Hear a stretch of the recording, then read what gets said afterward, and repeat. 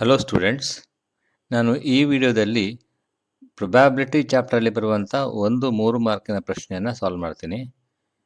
ಇಲ್ಲಿ base theorem ಅನ್ನುವಂಥ concept ಮೇಲೆ 3 ಮಾರ್ಕಿನ ಪ್ರಶ್ನೆ ಬರುತ್ತೆ. ಇಲ್ಲಿ ನಿಮಗೆ ಮೊದಲು ಗೊತ್ತಿರಬೇಕಾಗಿರುವುದೇನೆಂದರೆ ಕಂಡೀಷನಲ್ ಪ್ರೊಬ್ಯಾಬಿಲಿಟಿ ಬಗ್ಗೆ ಗೊತ್ತಿರಬೇಕಾಗತ್ತೆ. ಕಂಡೀಷನಲ್ ಪ್ರೊಬ್ಯಾಬಿಲಿಟಿ ಹೀಗೆ ಹೇಳುತ್ತೆ: if E and F are two events associated with the same sample space of a random experiment, the conditional probability of the event E given that F has occurred. ಅಂದರೆ probability of happening of E, it's already given that F has occurred. ಅದನ್ನು P of E such that F ಅಥವಾ P of E given that F ಅಂತ ಓದ್ತೀವಿ. ಇದನ್ನು is given by P of E such that F is equal to P of E intersection F divided by P of F provided P of F is not equal to 0. ಕೆಲವೊಂದು ಸಂದರ್ಭದಲ್ಲಿ ನಮಗೆ P of E given that F ಈಸಿಯಾಗಿ ನೋಡಲಿಕ್ಕಾಗತ್ತೆ.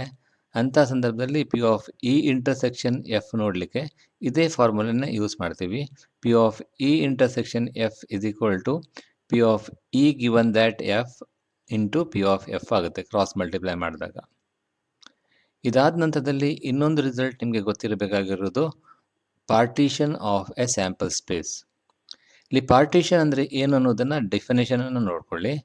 A set of events E1, E2 so on En is said to represent a partition of the sample space S if EI intersection EJ is equal to empty set for all I not equal to J where I and J takes the values from 1 to N.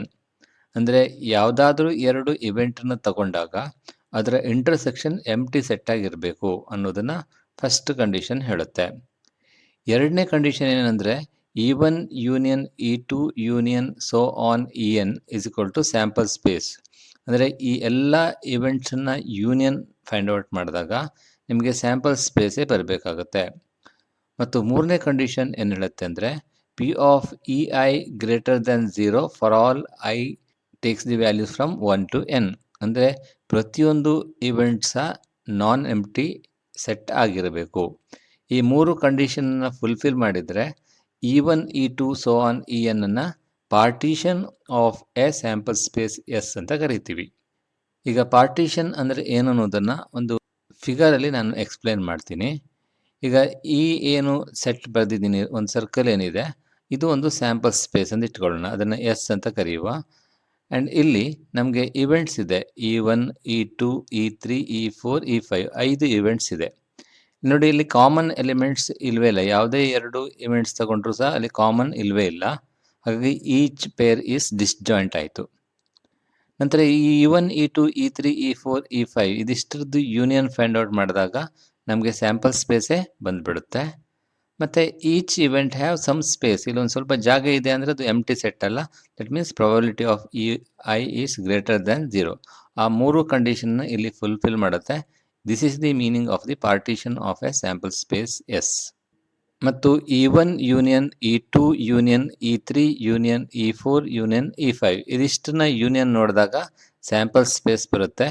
ಮತ್ತು probability of each event is greater than 0. ಯಾಕಂದರೆ ಪ್ರತಿಯೊಂದು ಇವೆಂಟಿಗೂ ಸಹ some space ಇದೆ ಅಂದರೆ that is the event is non empty event. ಹಾಗಾಗಿ ನಿಮಗೆ ಮೂರು condition fulfil ಮಾಡುತ್ತೆ.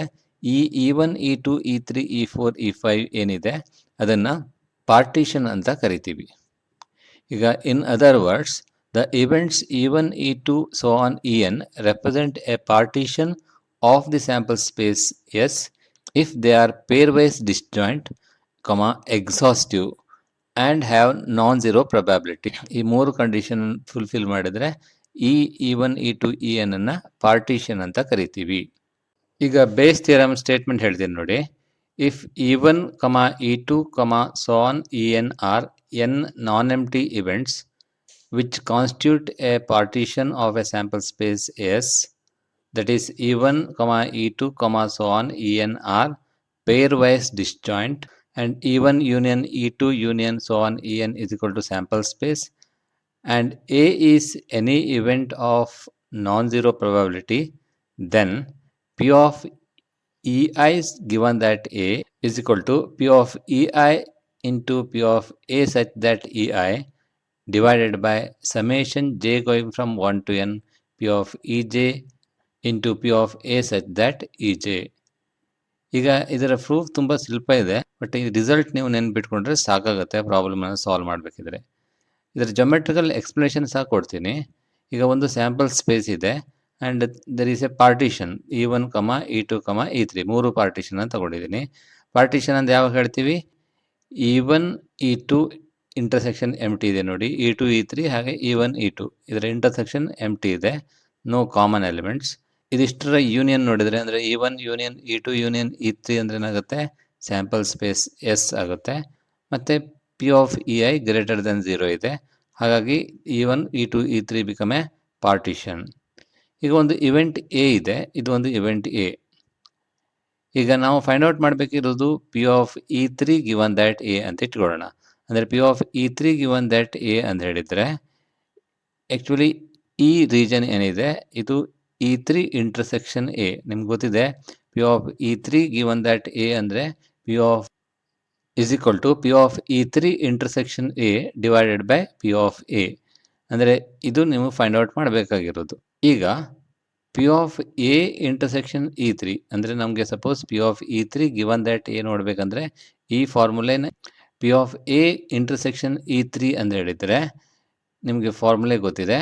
And by using the multiplication theorem on probability P of A intersection E3 ಅಂದರೆ P of E3 into P of A given that E3.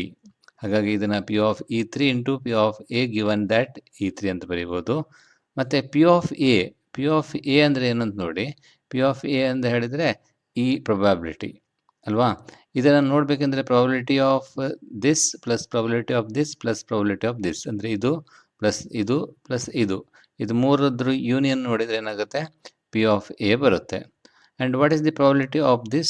This yellow region is A intersection E3, green region is A intersection E1, blue region is A intersection E2 and A intersection E3. ಇದು ಮೂರನ್ನು ನಾವು find out ಮಾಡಬೇಕು and ಅದರ ಸಮ್ಮನ್ನು ನೋಡಿದಾಗ ನಮಗೆ probability of A ಬರುತ್ತೆ. And each of them having the probability is like this: P of E1 into P of A such that E1 plus P of E2 into P of A such that E2 plus P of E3 into P of A such that E3. And ಇದು ಫಾರ್ಮುಲೆ for the conditional probability. ಇದನ್ನು use ಮಾಡಿಕೊಂಡು ನಾವು ಒಂದು ಪ್ರಾಬ್ಲಮನ್ನು solve ಮಾಡಬೇಕಾಗತ್ತೆ. ಆ ಪ್ರಾಬ್ಲಮನ್ನು ನಾನು next ವಿಡಿಯೋದಲ್ಲಿ ಹೇಳ್ತೀನಿ. Thank you.